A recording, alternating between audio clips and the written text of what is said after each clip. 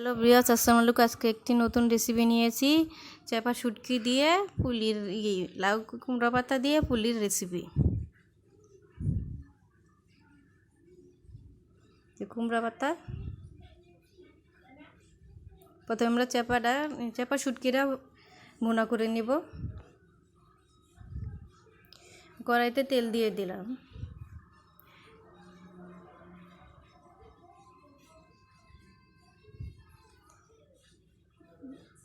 তেল গরম হতে দিয়েছি। তেল গরম হলে পেঁয়াজ কাঁচামরিচ দিয়ে দিয়েছিলাম।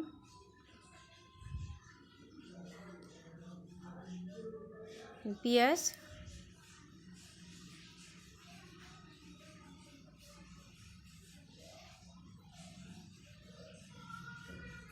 আপনারা যতটুকু পুলি বানাবেন ততটুকু পরিমাণ পেঁয়াজ রসুন কেটে নেবেন।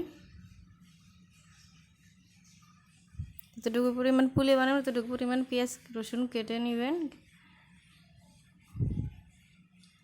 পেঁয়াজগুলো নেড়ে চেড়ে নিয়ে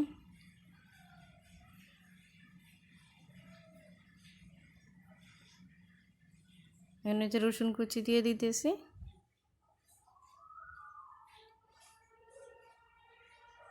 রসুন বেশি করে দিতে হবে। কাঁচামরিচ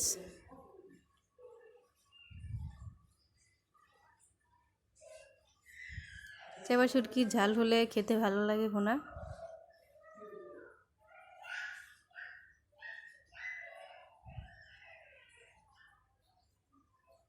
যে চাপা শুটকি এখানে বাঁশপাতার চাপা শুটকি নিয়েছি। এখন চাপা শুটকিগুলো পেঁয়াজ ভাজা হয়েছে হালকা, এখন দিয়ে দিব। এখন চাপা শুটকিগুলো নেড়ে চেড়ে মিশিয়ে নিব। চাপা শুটকিগুলো ভেঙে নিব যতটুকু সময়।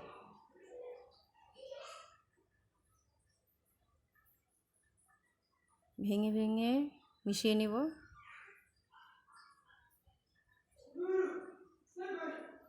তো করে শুটকির ফ্লেভারটা ভালো আসে।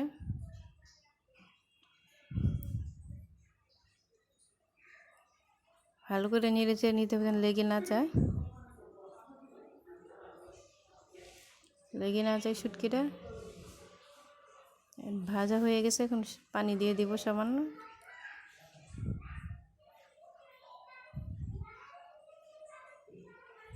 নেড়ে চেড়ে মিশিয়ে নিব। এখানে সস বাটা দিয়ে দিব। আমরা সসের গুঁড়া খাই না, আমরা বেটে খাই সব।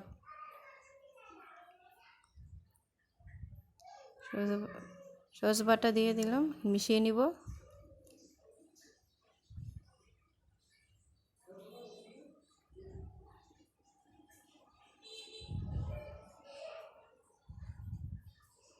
যে হলুদের গুঁড়া দিয়ে দিব, হলুদের ফাঁকি পরিমাণ মতো 1 চামচ।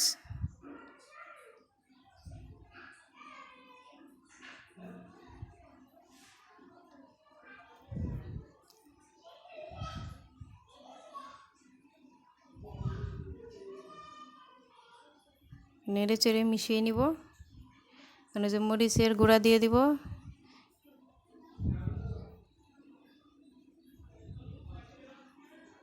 2 চামচ দিয়েছি। আপনাদের ঝাল যে যেরকম খান সেরকম দিবেন।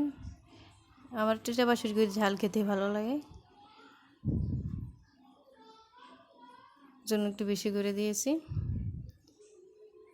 কম বেশ আপনাদের স্বাদের উপর নির্ভর করে। এখন লবণ দিয়ে দিব পরিমাণ মতো।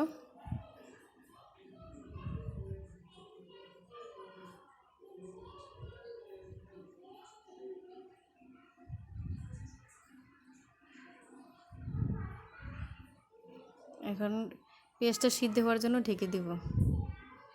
ঢাকনা উঠানোর পরে এই অবস্থা হয়েছে। এখন পানি শুকিয়ে আসছে, ভাজা নেড়ে চেড়ে ভেজে নিব।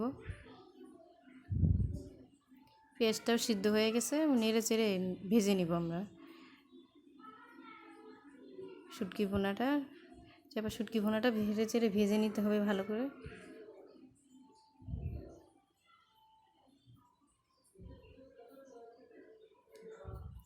লেগে যেতে না যায়, এই জন্য বারে নাড়তে হবে। লেগে গেলে কিন্তু খেতে ভালো লাগবে না, এর জন্য বারে নেড়ে ভেজে নিতে হবে, ভাজা ভাজা করে নিতে হবে।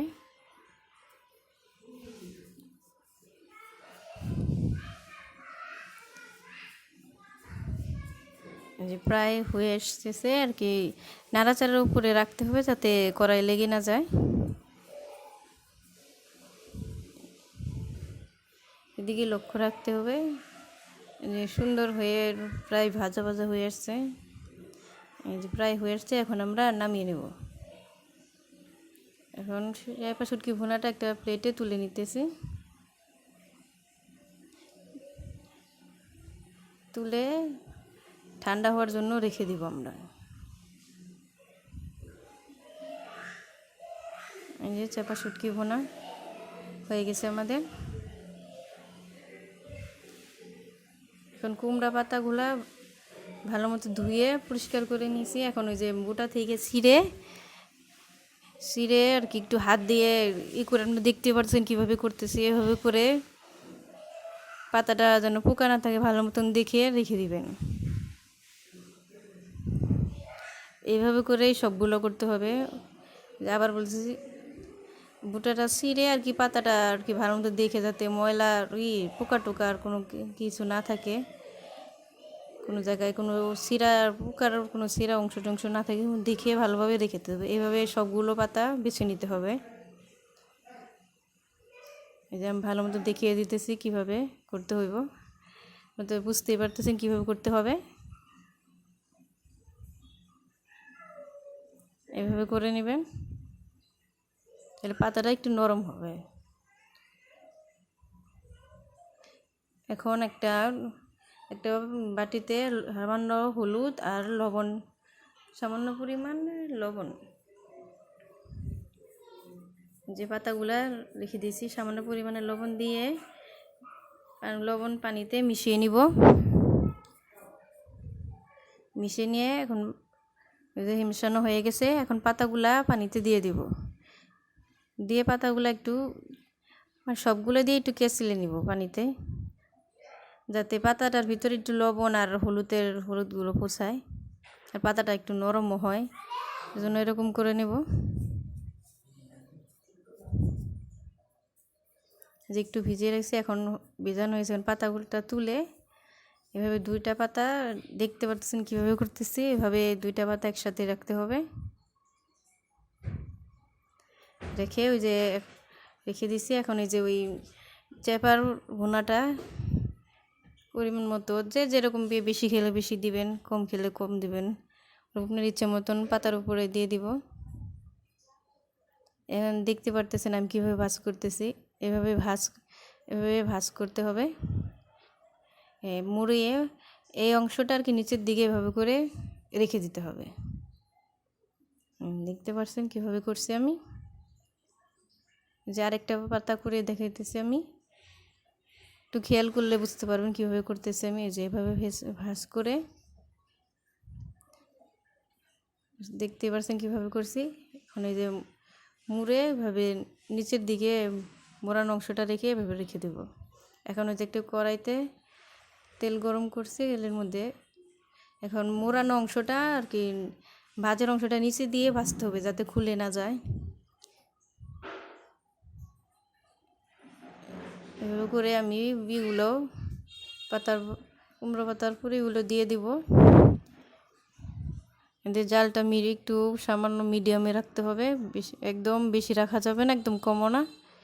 এই যেভাবে নিচের মোড়ানো অংশটা নিচে দিয়ে দিব, যাতে নিচের অংশটা নরম হয়ে খুলে না যায়। করে দিলে আর কি খুলে যাওয়ার সম্ভাবনা থাকবে, কারণ উপরের অংশটা নিচে দিলে ভাজ করা অংশটা, এর জন্য ভাজ করার অংশটা নরম হয়ে যাব এবং খুলবে না। এই যে দেখেন দিয়ে দিছি। এখন একটা ঢাকনা দিয়ে ঢেকে দিব যাতে পাতাটা সুন্দর সিদ্ধ হয়। এই যে এখন হালকা হয়ে এসেছে। এখন ঢাকনাটা তুলে যে উল্টিয়ে দিতেছি আমরা। দেখেন ভাজ করা অংশটা হালকা ভাজা হয়েছে, এখন আর খুলে যাওয়ার সম্ভাবনা নাই।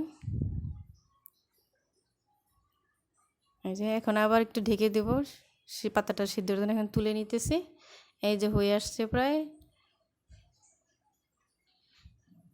এখন নামিয়ে নিব আমরা কুমড়োর পাতার বড়া। কি পুলি, এটাকে বড়া পুলি যাই বলেন।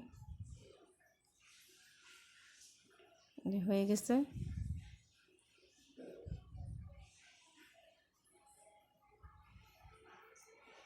দেখতেই পারছেন কীরকম হয়েছে।